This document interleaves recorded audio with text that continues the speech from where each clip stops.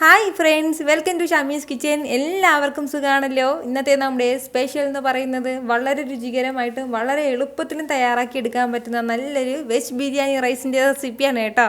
അപ്പോൾ ഇതിൻ്റെ ഡീറ്റെയിൽസ് ഒന്നും മിസ്സാകാതിരിക്കാൻ വേണ്ടിയിട്ട് എല്ലാവരും ഒന്ന് സ്കിപ്പ് ചെയ്യാതെ കണ്ടേക്കണം. കൂടെ തന്നെ ഈ വീഡിയോ ഒന്ന് ലൈക്ക് ചെയ്യാനും നമ്മുടെ ഷമീസ് കിച്ചൻ ചാനൽ ഇതുവരെയും സബ്സ്ക്രൈബ് ചെയ്യാത്തവരാണെന്നുണ്ടെങ്കിൽ പ്ലീസ് ഒന്ന് സബ്സ്ക്രൈബ് കൂടി ചെയ്തേക്കണേ. ആ തൊട്ടടുത്ത് കാണുന്ന ബെല്ലൈക്കനിൽ ഓള് മറക്കാതെ ഒന്ന് പ്രസ് ചെയ്തേക്കണം. ഓള് പ്രസ് ചെയ്താൽ മാത്രമേ ഞാൻ അപ്ലോഡ് ചെയ്യുന്ന വീഡിയോസ് എല്ലാം നിങ്ങൾക്ക് കറക്റ്റായിട്ട് നോട്ടിഫിക്കേഷൻ ലഭിക്കത്തുള്ളൂ. എന്നാൽ ശരി, നമുക്ക് വേഗം തന്നെ റെസിപ്പിയിലേക്ക് പോയാലോ. നമ്മുടെ ഈ വെജ് ബിരിയാണി റൈസ് തയ്യാറാക്കി എടുക്കാനായിട്ട് ഞാനിപ്പോൾ 2 കപ്പ് അളവിൽ ബസ്മതി റൈസ് എടുത്തിട്ടുണ്ട്. അതൊരു ബൗളിലേക്കൊന്ന് ചേർത്ത് കൊടുക്കാം.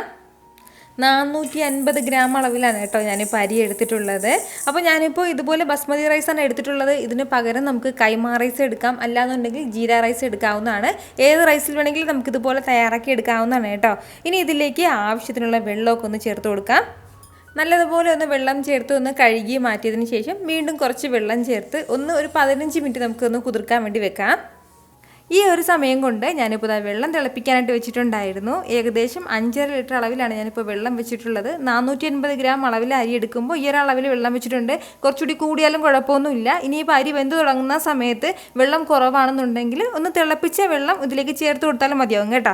അപ്പോൾ ഇതുപോലെ വെള്ളമൊക്കെ ഒന്ന് തിളച്ചു തുടങ്ങുന്ന സമയമാകുമ്പോഴത്തേക്കും ഇനി ഇതിലേക്ക് വേണ്ടതാണ് ചെറിയ പീസ് അളവിൽ 2 പീസ് അളവിൽ കറുവാപ്പട്ടയും അതുപോലെ തന്നെ ഒരു തക്കോലം, 4 ഗ്രാമ്പു, 3 ഏലയ്ക്ക, അതുപോലെ തന്നെ ഒരു ജാതിപ്പൂവും കൂടി എടുത്തിട്ടുണ്ട്. അത് ഇത്രയും ചേർത്ത് കൊടുക്കാം. കൂടെ പിന്നെ ഇനി നമുക്ക് ഇതിലേക്ക് വേണ്ടത് ഈ വെള്ളത്തിന് ഇത്രയും ആവശ്യമായിട്ടുള്ള ഉപ്പും കൂടിയാണ്. ഉപ്പും ചേർത്ത് കൊടുത്തിട്ട് എല്ലാം കൂടി ഒന്ന് ഇതുപോലെ ഒന്ന് ഇളക്കി യോജിപ്പിച്ച് കൊടുക്കാം. ഇപ്പോൾ ഇത് നല്ലതുപോലെ ഒന്ന് തിളച്ച് വരുന്നുണ്ട്. നമ്മുടെ വെള്ളമെല്ലാം നന്നായിട്ടൊന്ന് തിളക്കുകയാണ്. ഈ ഒരു സമയം നമുക്കിതിലേക്ക് അരി മാത്രമായിട്ട്, അരിയിലുണ്ടായിരുന്ന വെള്ളം കംപ്ലീറ്റ് ആയിട്ട് മാറ്റിയിട്ട് അരി മാത്രം ഇതിലേക്കൊന്ന് ചേർക്കാം. ഏകദേശം ഒരു 10 മിനിറ്റ് മാത്രം നമുക്കിതൊന്ന് ഹൈ ഫ്ലെയിമിൽ വെച്ച് ഒന്ന് തിളപ്പിക്കാവുന്നതാണ്. അത്രയും സമയം കൊണ്ട് തന്നെ ഇത് ഏകദേശം ഒരു 90% വെന്തിട്ടുണ്ടാവും. അതല്ല, നമ്മൾ ചില അരി എടുക്കുമ്പോഴത്തേക്കും കുറച്ചും കൂടി കൂടുതൽ അളവ് വേകേണ്ടതായിട്ടുണ്ട്. അങ്ങനെയാണെന്നുണ്ടെങ്കിൽ കുറച്ചും കൂടി കൂടുതൽ സമയം നമുക്കൊന്ന് തിളപ്പിച്ചെടുക്കാവുന്നതാണ്. ഇതിപ്പോൾ ഒരു 10 മിനിറ്റോളം കഴിഞ്ഞിട്ടുണ്ട്. അത്രയും സമയം കൊണ്ട് തന്നെ നമ്മുടെ അരിയെല്ലാം നല്ലതുപോലെ ഒന്ന് വെന്ത് കിട്ടിയിട്ടുണ്ട്. 90% കൂടുതൽ വെന്തിട്ടുണ്ട് കേട്ടോ. ഇത്രയും തന്നെ മതിയാവും. കാരണം ആ ചൂടിലിരുന്നിട്ട് വീണ്ടും കുറച്ചും കൂടി ഒന്ന് വേഗം. അതിൻ്റെ പേരിൽ ഇതുപോലെ വെള്ളം എല്ലാം ഒന്ന് മാറ്റിയിട്ട് നമുക്കിതൊരു അരിപ്പയിലേക്കൊന്ന് എടുക്കാവുന്നതാണ്. നമ്മുടെ ആ ചോറിലുള്ള വെള്ളമെല്ലാം വാർന്നു പോകാനായിട്ട് ഇതുപോലെ ഒന്ന് എടുത്ത് വെച്ചിട്ടുണ്ട്. ഇനി നമുക്ക് വേണ്ടത്, ഞാനിപ്പോൾ ഇതുപോലെ അത്യാവശ്യം പരന്ന ഒരു കടായി ഒന്ന് അടുപ്പത്തേക്ക് വെച്ചിട്ടുണ്ട്. അതൊന്ന് ചൂടായി വരുമ്പോഴത്തേക്കും അതിലേക്ക് നമുക്ക് ഒരു 3 ടേബിൾ സ്പൂൺ അളവിൽ നെയ്യ് ചേർത്ത് കൊടുക്കാം.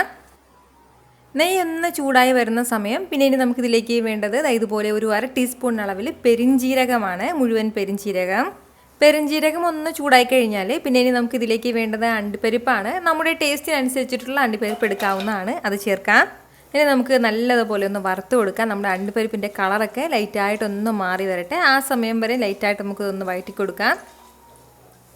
ഒരല്പസമയം ഒന്ന് വഴറ്റി കൊടുത്തപ്പോഴത്തേക്കും നമ്മുടെ അണ്ടിപ്പരിപ്പിൻ്റെ കളറൊക്കെ ലൈറ്റായിട്ടൊന്ന് മാറി കിട്ടിയിട്ടുണ്ട്. നല്ലൊരു ഗോൾഡൻ കളറിലേക്ക് വന്നിട്ടുണ്ട്.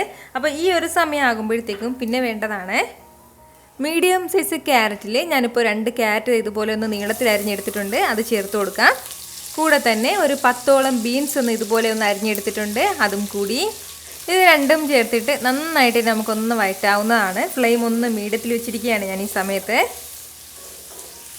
ഞാനിപ്പോൾ ഒരു 2 മിനിറ്റ് മാത്രമേ ഇതുപോലെ ഒന്ന് വഴറ്റി കൊടുത്തിട്ടുള്ളൂ. ഈ ഒരു സമയം ആകുമ്പോഴത്തേക്കും പിന്നെ ഇനി നമുക്കിതിലേക്ക് വേണ്ടതാണ് ഇതുപോലെ 1 ടീസ്പൂൺ അളവിൽ ഇഞ്ചി വെളുത്തുള്ളി പേസ്റ്റ് എടുത്തിട്ടുണ്ട്. അത് ചേർക്കുകയാണ്. കൂടെ ഇനി പിന്നെ നമുക്കിതിലേക്ക് വേണ്ടതാണ് ഇതിൻ്റെ ആ ഒരു ടേസ്റ്റ് ഒന്ന് എടുത്ത് കൊടുക്കാൻ വേണ്ടിയിട്ട് ഇതുപോലെ ഒരു വെജ് സ്റ്റോക്ക്, അല്ലാന്നുണ്ടെങ്കിൽ ചിക്കൻ സ്റ്റോക്ക് നമുക്ക് ചേർക്കാവുന്നതാണ്. നമ്മുടെ ഫ്ലേവറിനനുസരിച്ചിട്ട് നമുക്ക് ചേർക്കാം.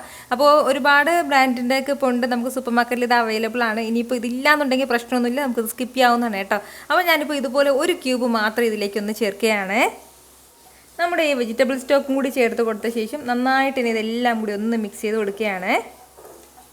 വീണ്ടും ഒരു അല്പസമയം കൂടി ഞാനൊന്ന് വഴറ്റി കൊടുത്തിട്ടുണ്ട്. അത്രയും സമയം കൊണ്ട് തന്നെ നമ്മുടെ വെജിറ്റബിൾസ് എല്ലാം പകുതിയുടെ അളവിലൊന്ന് വെന്ത് കിട്ടിയിട്ടുണ്ട്. ഇതിൻ്റെ കൂടെ പിന്നെ ഇനി നമുക്ക് വേണ്ടതാണ് ഒരു ക്യാപ്സിക്കം എടുത്തിട്ടുണ്ട്. അപ്പോൾ ഇതുപോലെ നീളത്തിൽ അരിഞ്ഞിട്ട് അതും കൂടി ചേർക്കുകയാണ്. 2 കളറിലുള്ളതാണ് ഞാൻ ചേർത്തിട്ടുള്ളത്. നമ്മുടെ കയ്യിൽ ഏതെങ്കിലും ഒന്നാണുള്ളതെങ്കിൽ അത് തന്നെ ചേർക്കാവുന്നതാണ്. കൂടെ പിന്നെ ഇനി നമുക്കിതിലേക്ക് വേണ്ടതാണ് ഇതുപോലെ 1 ടേബിൾ സ്പൂൺ അളവിൽ പഞ്ചസാരയും കൂടി. അപ്പോൾ ഇത് സ്കിപ്പ് ചെയ്യാതെ ഒന്ന് ഇതിലേക്ക് ചേർത്തേക്കണം. കൂടെ വേണ്ടത് ഒരല്പം മാത്രം ഉപ്പും കൂടിയാണ്. കാരണം നമ്മൾ വെജിറ്റബിൾ സ്റ്റോക്ക് ചേർത്തപ്പോൾ അതിലേക്ക് ആവശ്യത്തിന് കുറച്ച് ഉപ്പുണ്ടാവും. അപ്പോൾ അത് നോക്കിയിട്ട് കുറച്ച് ഉപ്പ് മാത്രം ചേർക്കുകയാണ്. ഇത് ഇത്രയും കൂടി ചേർത്തിട്ട് വീണ്ടും നന്നായിട്ട് നമുക്കിതെല്ലാം കൂടി ഒന്ന് യോജിപ്പിച്ച് കൊടുക്കാം. എന്താ ഈ ഒരു രീതിക്ക് ലൈറ്റായിട്ടൊന്ന് യോജിപ്പിച്ച് കൊടുത്താൽ മതിയാവും. ഒരുപാട് സമയത്ത് വഴറ്റേണ്ട ആവശ്യമില്ല. എങ്കിൽ പിന്നെ നമ്മുടെ വെജിറ്റബിൾസ് എല്ലാം നന്നായിട്ട് വഴണ്ട് കുഴഞ്ഞു പോകും. ഇതുപോലെ ഒന്ന് മിക്സ് ചെയ്ത് കൊടുത്തു കഴിഞ്ഞാൽ പിന്നെ ഇനി നമുക്കിതിലേക്ക് വേണ്ടതാണ് ഇതുപോലെ ഒരു 1/2 കപ്പ് അളവിൽ തേങ്ങാപ്പാലും കൂടി. 1 തേങ്ങാപ്പാലാണ് നമുക്കിതിലേക്ക് ആവശ്യമായിട്ടുള്ളത്. തേങ്ങാപ്പാലും ചേർത്ത് കൊടുത്തിട്ട് വീണ്ടും നന്നായിട്ട് ഇതെല്ലാം കൂടി ഒന്ന് യോജിപ്പിച്ച് കൊടുക്കണം. തേങ്ങാപ്പാൽ തിളയ്ക്കാൻ വേണ്ടി വിടേണ്ട ആവശ്യമില്ല. ഈ ഒരു രീതിക്ക് ഒന്ന് യോജിപ്പിച്ച് കൊടുത്ത ശേഷം നമ്മുടെ ചോറ് ഇതിലേക്ക് ഒന്ന് ചേർക്കാവുന്നതാണ്. തേങ്ങാപ്പാൽ സ്കിപ്പ് ചെയ്യാതെ ഒന്ന് ചേർത്തേക്കണം കേട്ടോ, എങ്കിൽ ആ ഒരു കറക്റ്റ് ടേസ്റ്റ് നമുക്ക് കിട്ടത്തുള്ളൂ. ചോറും ചേർത്ത് കൊടുത്ത ശേഷം നല്ല രീതിയിൽ തന്നെ നമുക്കിതെല്ലാം കൂടി ഒന്ന് മിക്സ് ചെയ്ത് യോജിപ്പിച്ചെടുക്കാവുന്നതാണ്. നന്നായിട്ട് നമ്മുടെ ഈ തേങ്ങാപ്പാലും അതുപോലെ തന്നെ പച്ചക്കറികളൊക്കെ നമ്മുടെ ചോറിൽ നല്ലതുപോലെ ഒന്ന് മിക്സായി കിട്ടണം. അപ്പോൾ നമ്മൾ ഈ തേങ്ങാപ്പാൽ ചേർത്തിരിക്കുന്നതിൻ്റെ പേരിൽ തന്നെ നല്ലൊരു മോയ്സ്ചർ കിട്ടും കേട്ടോ നമ്മുടെ ഈ ചോറിന്. അതുപോലെ തന്നെ ഒരു പ്രത്യേക രുചിയിലുമാണ് ഇത് കിട്ടുന്നത്. ഇതുപോലെ നന്നായിട്ട് എല്ലാം കൂടി ഞാനിതൊന്ന് യോജിപ്പിച്ചെടുത്തിട്ടുണ്ട്. അപ്പോൾ ഇത്രയും ആയിക്കഴിഞ്ഞാൽ ഇനി നമ്മുടെ അടുത്ത സ്റ്റെപ്പ് എന്താണെന്ന് വെച്ചാൽ ഒരു 10 മിനിറ്റ് നമ്മളിതൊന്ന് കുറഞ്ഞ ഫ്ലെയിമിലിട്ടിട്ട് ഒന്ന് ദമ്മിലിട്ട് എടുക്കണം. അത്രയും സമയം കൊണ്ട് തന്നെ നമ്മുടെ ഈ വെജിറ്റബിൾസിൻ്റെയും അതുപോലെ തന്നെ ബാക്കിയുള്ള ആ ഒരു ചേരുവകളുടെയൊക്കെ ആ ഒരു ഫ്ലേവറും ആ ടേസ്റ്റും എല്ലാം നമ്മുടെ ചോറിൽ നന്നായിട്ട് തന്നെ ഒന്ന് പിടിച്ചിട്ടുണ്ടാകും കേട്ടോ. ഇതിപ്പോൾ അത്യാവശ്യം അടി കട്ടിയുള്ള ഒരു പാത്രമായതിൻ്റെ പേരിൽ തന്നെ ഞാനിപ്പോൾ ലോ ഫ്ലെയിമിൽ വെച്ചിട്ടാണ് ഇതൊന്ന് വേവിച്ചെടുക്കുന്നത്. അതല്ല ഇച്ചിരി കനം കുറഞ്ഞിട്ടുള്ള ഒരു പാത്രമാണെന്നുണ്ടെങ്കിൽ അടിയിൽ ഒരു ദോശത്തവ എന്തെങ്കിലും ഇട്ടിട്ട് വേണം അതിന് പുറത്തേക്ക് വെക്കാനായിട്ട്. അല്ലാന്നുണ്ടെങ്കിൽ ആ ചോറ് അടിക്ക് പിടിക്കും. അതൊന്ന് പ്രത്യേകം ശ്രദ്ധിച്ചേക്കണം. എന്നാൽ ശരി, ഒരു 10 മിനിറ്റ് ഇതിങ്ങനെ ഒന്ന് ഇരിക്കട്ടെ. ഇതിപ്പോൾ ഇങ്ങനെ ഒന്ന് ദമ്മിലിരിക്കാൻ തുടങ്ങിയിട്ട് ഒരു 10 മിനിറ്റ് ആയിട്ടുണ്ട്. ഇനി നമുക്കൊന്ന് തുറന്ന് നോക്കാവുന്നതാണ്.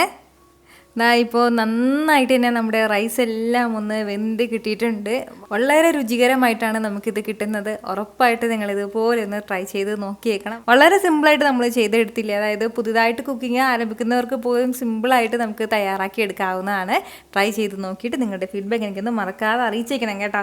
അപ്പോൾ ഇതിൻ്റെ കൂടെ പ്രത്യേകിച്ച് സൈഡായിട്ട് നമുക്കൊരു തൈര് സാലഡ് ഉണ്ടെങ്കിൽ പിന്നെ വേറെ ഒന്നും വേണ്ട. ചോറെല്ലാം ഇതുപോലെ പരസ്പരം ഒട്ടിപ്പിടിക്കാതെ ഈ ഒരു രീതിക്ക് നമുക്ക് ഒറ്റയായിട്ട് കിട്ടും കേട്ടോ. കാണാനും നല്ല കളർഫുള്ളായിട്ടില്ലേ. എത്ര സിമ്പിളായിട്ടാണല്ലേ നമ്മൾ ഈ റെസിപ്പി തയ്യാറാക്കി എടുത്തിട്ടുള്ളത്. അപ്പോൾ ഈ വീഡിയോ ഇഷ്ടമായാൽ ഇതൊന്ന് ലൈക്ക് ചെയ്യാനും നിങ്ങളുടെ ഫ്രണ്ട്സിനും ഫാമിലിക്കും എല്ലാവർക്കും ഇതൊന്ന് ഷെയർ കൂടി ചെയ്ത് കൊടുത്തേക്കണം. ഇതുപോലുള്ള റെസിപ്പിക്ക് വേണ്ടിയിട്ട് ഷമീസ് കിച്ചൻ ചാനൽ ഫോളോ ചെയ്യാനും സബ്സ്ക്രൈബ് ചെയ്യാനും ആരും മറക്കരുത്. വീണ്ടും നല്ലൊരു വീഡിയോ ആയിട്ട് നാളെ 2 മണിക്ക് കാണാം കേട്ടോ. അപ്പോൾ അതുവരെയും എല്ലാവരും ഹാപ്പി ആയിട്ടിരിക്കുക, സന്തോഷമായിട്ടിരിക്കുക, എല്ലാവരും സേഫ് ആയിട്ടിരിക്കണം. Take care friends. ടാറ്റാ.